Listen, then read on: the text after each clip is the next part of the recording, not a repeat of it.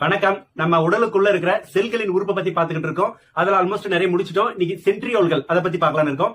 இது எப்படி இருக்குன்னா, அடுக்கி வச்ச புல்லுக்கட்டு எப்படி இருக்கும் அந்த மாதிரி இருக்கும். சின்ன சின்ன நுண்குழாய்களா ஒரு பிவிசி பல்ப் மாதிரி குட்டி குட்டி குட்டியா இருக்கும்.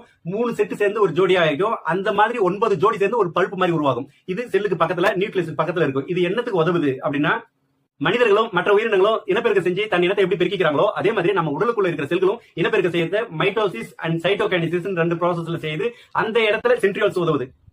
எப்படி சென்ட்ரியோல்ஸ் உதவுதுன்னா, எப்படி மனிதர்களுக்கு வந்து pre delivery, delivery time, post டெலிவரின்னு சொல்லிட்டு ஒரு நர்ஸ் இல்ல யாராவது ஆயா கூட இருந்து பாக்குறாங்களோ அந்த மாதிரி மைட்டோசிஸ்ல வந்து ப்ரோபேஸ், மெட்டாபேஸ், அனோபேஸ், டெலிபேஸ் 4 படிநிலைகள்ல ஈக்குவலா அதுக்குள்ள இருக்கிற கண்டென்ட் எல்லாம் இருக்கு இல்லீங்களா, குரோமோசோம், சைட்டோபிளாசம் ஈக்குவலா பிரிச்சு செல் டிவிஷனை ஏற்படுத்தி கொடுக்கறதுக்காக சென்ட்ரியோல்ஸ் உதவுது. இன்னொரு செகண்ட் ப்ராசஸ் சைட்டோகைனசிஸ் சொன்னோம் இல்லீங்களா, அது என்ன பண்ணுதுன்னா, பிரிஞ்ச செல்களை அதனோட செல் சுவர்களை சைட்டோபிளாசத்துல உள்ள தள்ளி கரெக்டா செல் சுவரை செட் பண்ணி கொடுக்கறது தான் சைட்டோகைனசிஸ் ப்ரோக்ராம். இந்த மாதிரி அடுத்த வீடியோல சந்திப்போம். நன்றி.